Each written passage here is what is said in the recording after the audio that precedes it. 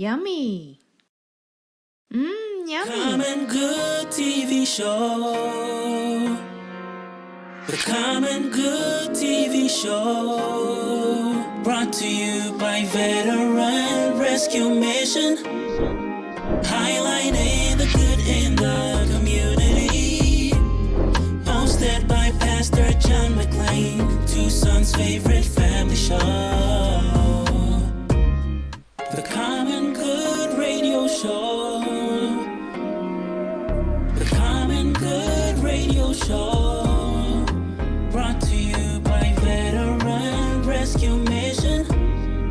Highlighting the good in the community.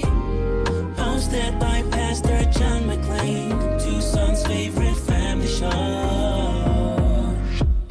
Hello, welcome back to the Common Good Radio Show, brought to you by Homeless Veteran Transition Program Veteran Rescue Mission. I'm Pastor John McClain. I am here with my favorite co-host and yours, Alyssa DeMeo with Astrum Consulting. And you got to get to take off your co-host hat for a second here, Alyssa, and you're going to put on your guest hat. Oh, good. I'm in the hot seat this time. Yeah, you're in the hot seat. And not only are you in the hot seat, but you are the host of the Business Science segment. And Absolutely. Today on Business Science, what will you be discussing? So as you know, I've been preparing for my PhD program in industrial and organizational psychology to be a real business scientist and even more sciencey business scientist. They're like super sciencey. Super sciencey. To have so many degrees that if someone really needs to, they can just use you as a thermometer. I'll actually be going to law school after my PhD program. So yes, yeah, technically. Absolutely, yeah. But as I've been writing my statement of purpose, it's really reflected to me why I got into this industry in the first place and what my purpose is with it. And one of the biggest issues that we talk about in psychology is the researcher-practitioner gap. So what that means is you have researchers who do the research, and then you have practitioners who are actually using that research to practice and meet with clients. Very rarely do you see someone doing both because it's very time consuming, it's very difficult, especially if you're doing research. There's a huge commitment to it. However, there's a problem that comes with that. The researchers are not seeing the day-to-day. They're not seeing the reality of the situation. So what they think they need to research about is usually pretty right. But sometimes it can miss the mark a little bit. It's usually always important research, but who is it targeting? Who is it important to? And a large issue that we see in industrial and organizational psychology is that a lot of business research is more targeted towards large corporations. So corporations that have copious amounts of resources and staff. And this research could be applied to small business owners, but it's not directly targeted at them. Therefore, it does not target the unique needs that business owners face on a daily basis. And that is an issue in itself. The other issue is some of this research can be inaccessible for business owners to even get to, because behind paywalls, you need to have an institution credit just to read this information. Or it's so overly complex that there's nothing you can do with it. And if it is simple and it talks about simple things, well, great, I know what the problem is, but what are the answers? What are the best practices? A lot of research doesn't have the best practices. And that is why I do what I do, so I can bring this research to small business owners so they can understand the foundational skills. The reality of the situation, most business owners did not go to school for business. And while I'll never say you need a business degree to start a business, because you don't, what you are losing with that is you are losing these foundational skills that a lot of researchers who have a doctorate degree in the subject forget to talk about. We forget our audience at times. So what I wanted to come on here today is to talk about how you business owners could step into the role of a business scientist yourself and access some of this research and how to use it, even though it may not be directly targeted towards you. Okay. So step number one.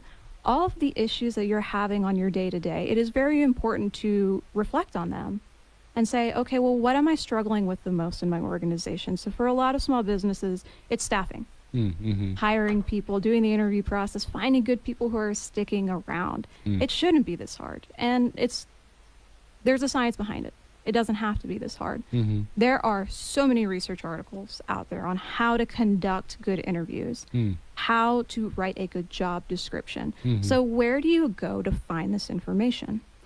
Harvard Business Review They have free articles that cover these topics. Mm-hmm. Go there. Google Scholar has a plethora of free PDFs that you can use. Mm-hmm. Any business issue that you have, you should take the time at least once a month to, number one, reflect. What am I struggling with in my business right now? Mm-hmm.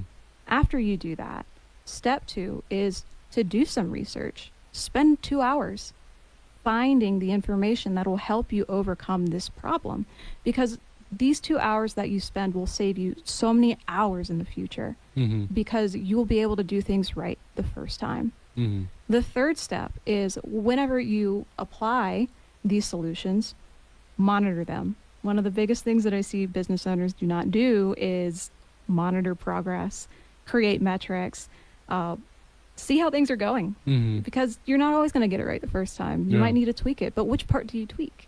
Maybe 90% of it's right. It's just 10% you're missing. And if so, which 10%? Something that comes to mind as you're saying all this, just whether it's my own experience throughout life. Thankfully, I was kind of like maybe lucky or cursed that I didn't really grow up in the digital age. So I had to go look things up, and I had to kind of do things the old-fashioned way. But, whether it's my kids or even myself, like so many things I'm like, well, I taught myself that by watching YouTube, and like there's a YouTube video about that. And now I feel like I'm an expert. Mm-hmm. And it seems like there's so many times I've found myself in a sticky willy as a happenstance of that, in comparison to it actually being a useful tool like you're explaining, and finding these references on Google Scholar or other peer-reviewed articles like that. Absolutely.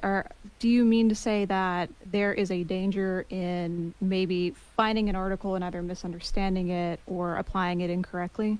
Well, just watching YouTube videos that maybe are from people that aren't experts on it, or like you're saying, they'll explain it, but I don't really understand it fully, but I act as if I did. I understand. So yes, there is a level of misinformation that comes out there, and that is something you do need to, worry about. Mm-hmm. Yes, I use YouTube for a lot of stuff too, to learn how Yeah. to do certain things. Mhm. It's a great resource, Mhm. but always ask the question, like, what context does this information exist in? There's a very famous thing that we talk about in school. Did you know that as ice cream sales rise, so do murders? I didn't know that. Yeah, there was Yeah. a study done, and they found that correlation. But if you're smart enough, you ask, okay, well, what's the actual context behind there? Mhm. Is it people buying ice cream that's causing more murders? Do murders make people want ice cream for whatever reason? Mhm. No, absolutely They not. should ban ice cream immediately. Absolutely not.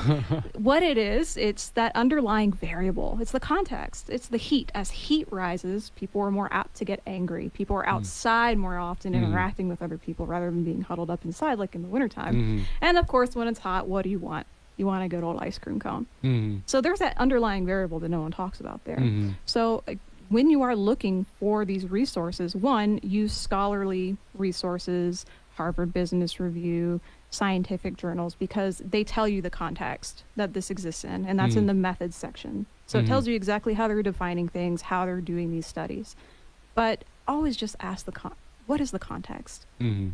What is this really trying to exist in? Because unfortunately, research does exist in a vacuum a lot of times, especially if it's something done clinically. Mm-hmm.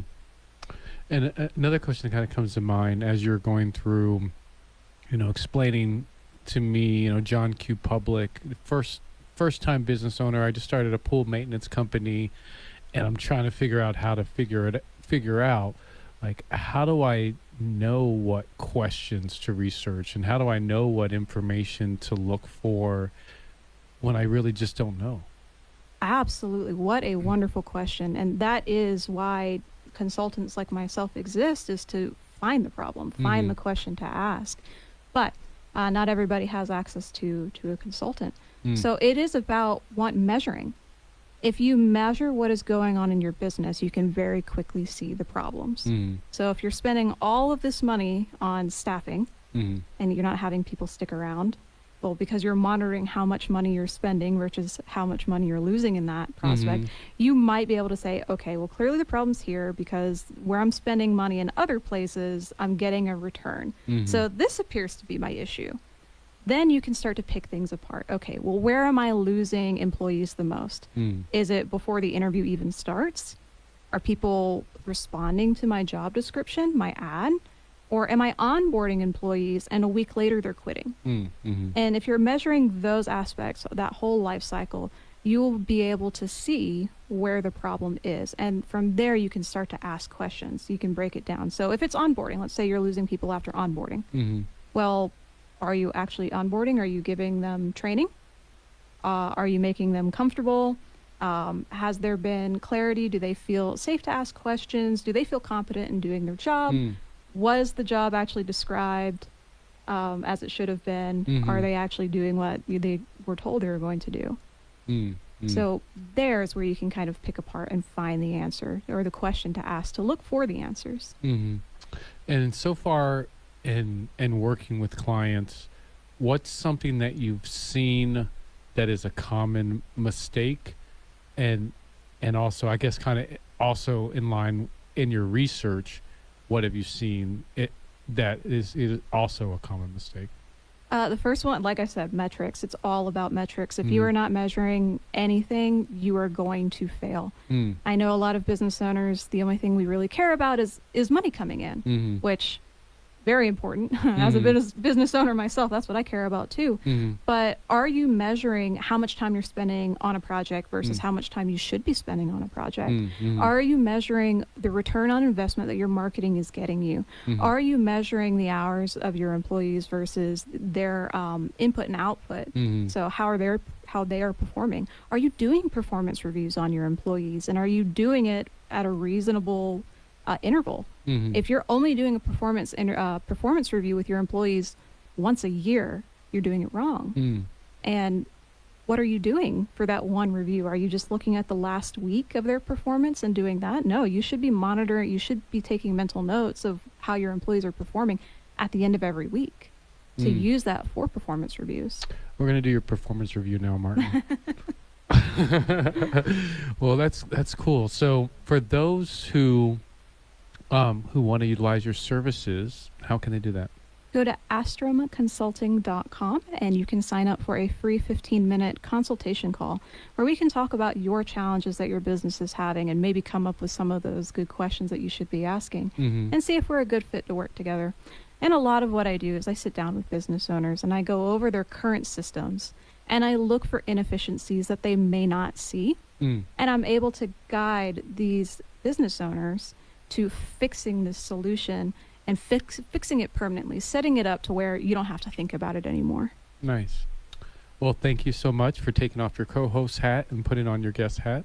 Thank you for having me on, as always. Yeah, that is Alyssa DeMeo, the star of the Common Good Radio Show and also the founder of Astrum Consulting. Definitely go to astrumconsulting.com, right? That is correct. And if you need a business scientist in your life, which we all do, give her a call. This has been the Common Good Radio Show, brought to you by Veteran Rescue Mission. I am Pastor John McClain. Definitely go to veteranrescuemission.org to hear more about the show and the work we do helping homeless veterans. And also commongoodtucson.com to find out all about past shows and all kind of fun little ditties. God bless. We'll see you next time. Common Good TV Show. The Common Good TV Show. Brought to you by Veteran Rescue Mission. Highlighting the good in the community. Hosted by Pastor John McClain, Tucson's favorite.